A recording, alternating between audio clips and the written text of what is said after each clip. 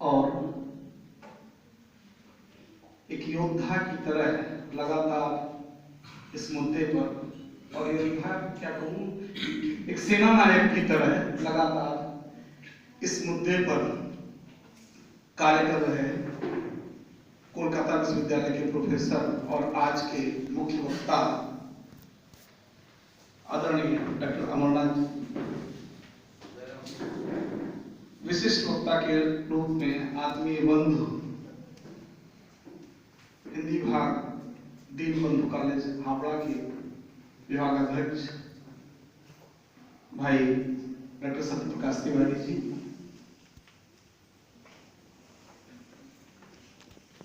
हमारे महाविद्यालय के कर्मठ प्राचार्य टीचर इंचार्ज आदरणीय डॉक्टर संजय कुमार घटक जी, और कॉलेज की सारी गतिविधियों में लगातार सक्रिय रहने वाले, पूरे कॉलेज के परिवेश को जीवन बनाने वाले आदरणीय doctor Vinayak Mishra ji, TDB college से पधारे रहे भाई डॉक्टर महेंद्र प्रसाद कुशवाहा जी, समाजशास्त्र विभाग के भाई पंकज कुमार जी, हिंदी विभाग के अन्य प्राध्यापक, विशेष रूप से काजी नजरुल विश्वविद्यालय के छात्रागण, इस विभाग की पूर्व छात्राएं और वर्तमान छात्राएं। एक तरफ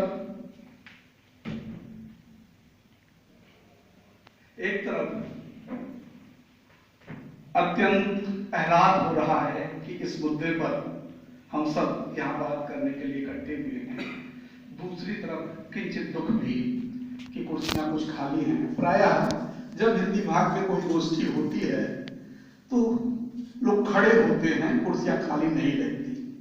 लेकिन कुछ है स्थितियां इस तरह, मुझे लगता है विभाग की छात्राएं भी शायद पूरी नहीं है, और आसपास के जिन प्राध्यापक गणों को, मित्रों को हमने सूचना दी थी कि इन्हीं कारण बस वे नहीं आए, आ रहे होंगे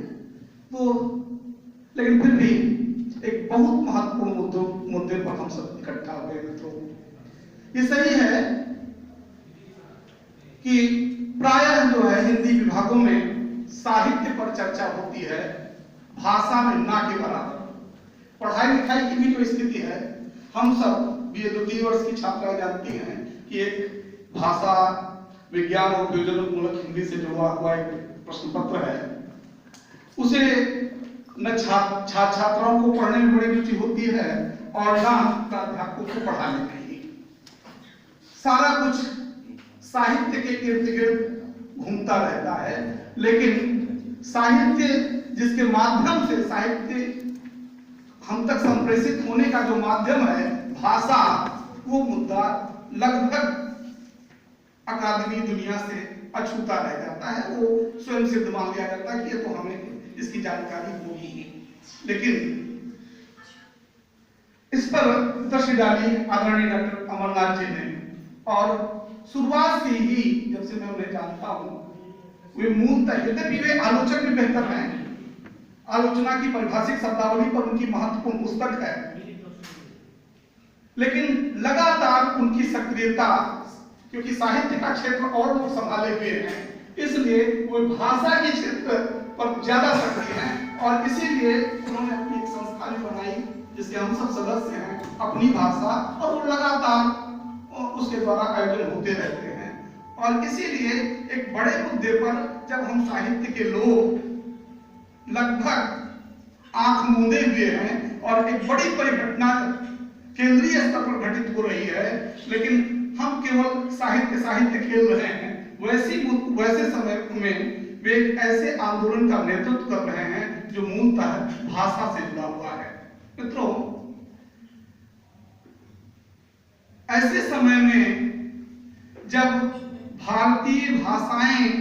ही स्थानच्युत हो रही हों, जब भारतीय भाषाओं को समाप्त करने की लगातार साजिश चल रही हो, वैसे समय में एक ये सिगुफा छोड़ना, लोगों को बांटना एक बहुत बेहतर तरीके से होता, बहुत बेहतर तरीके से वे लोग अंजाम दे रहे हैं, जो इसके निहितार्थ समझते हैं, जो इसके परिणाम एक लंबे समय में क्या होंगे इसे जानते हैं। हिंदी भाषा का अध्ययन करने वाला प्रत्येक छात्र जानता है कि हिंदी की शक्ति उसकी बोलियां हैं, और यूं तो सैकड़ों उपबोलियों का जिक्र किया जा सकता है, लेकिन 38 तो हमने चिन्हित ही कर ली है कि 38 मुख्य बोलियां हैं। और अब हर तरफ से हवा दी जा रही है कि हिंदी के वृक्ष उनको खड़ा करके कि आप हिंदी नहीं हैं, आप हिंदी से इतर हैं। ये सही है कि हिंदी जिस मानक हिंदी का हम उपयोग कर रहे हैं वो हम में से शायद किसी की बोली हो, खड़ी बोली जिसका जो है आधार है, लेकिन जिन तमाम बोलियों से वो सम्मिलित है, जिन तमाम बोलियों से वो आकार ग्रहण कर रही है, उसको अलग करने की जो साजिश चल रही है, और इस समय ताजी साजिश जो चल रही है, सबसे पहले ये शुरुआत है। यदि शुरुआत धीरे से पहले हो गई हिंदी से मैथिली को अलग करके, अब जल्दी ही ये काम होने वाला है कि भोजपुरी को,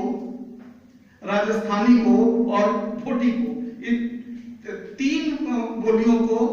8वीं अनुसूची में डालने की प्रक्रिया।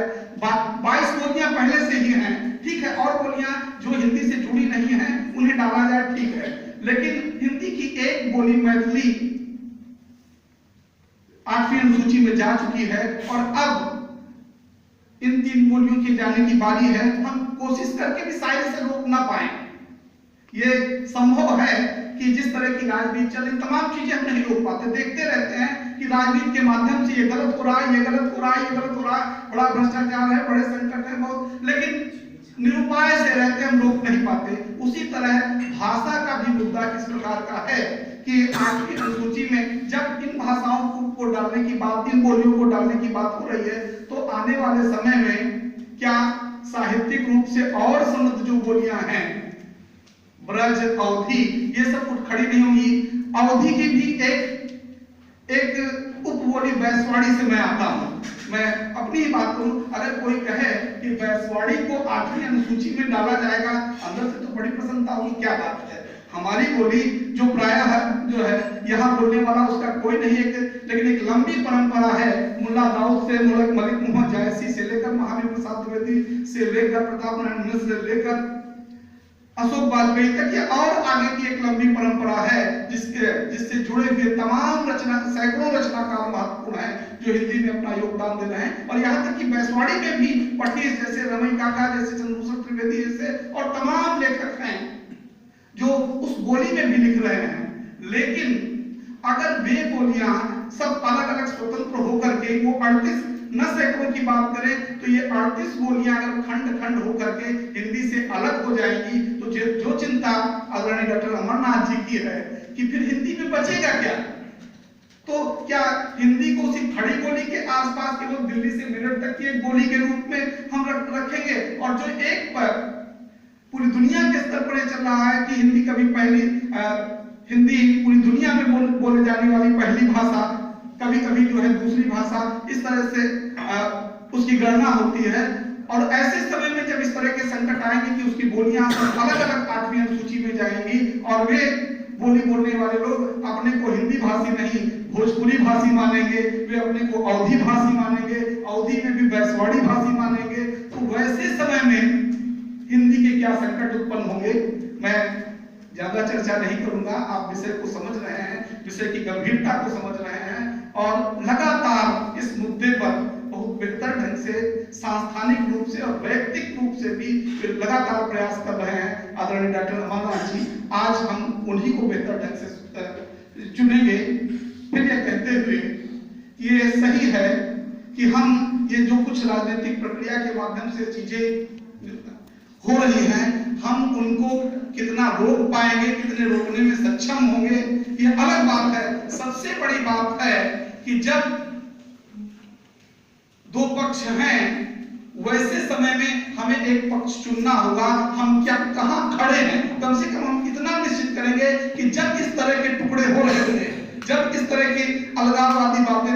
हो रही थी, और बाद में जब अलगाव होगा, तो हम ये कहेंगे कि नहीं, हम प्रतिरोध में खड़े थे, हमारा नाम भले हम जीत ना पाए, हम चाहे जो हो, लेकिन हमारा नाम कम से कम ये रहेगा कि हम प्रतिरोध की तरफ थे, हम इसके खिलाफ थे, ये जरूर अंकित किया जाएगा। इसके लिए आज हम यहाँ हैं। तो मित्रों, मैं लोक संवरण करते हुए अभी कुछ न कहते हुए, क्योंकि विस्तार से भाई सत्यप्रकाश जी और आदरणीय डॉक्टर मनोज जी बोलेंगे, मैं तहे दिल से आप सभी का और मंचस्थ सारे लोगों का अभिनंदन करता हूँ। धन्यवाद।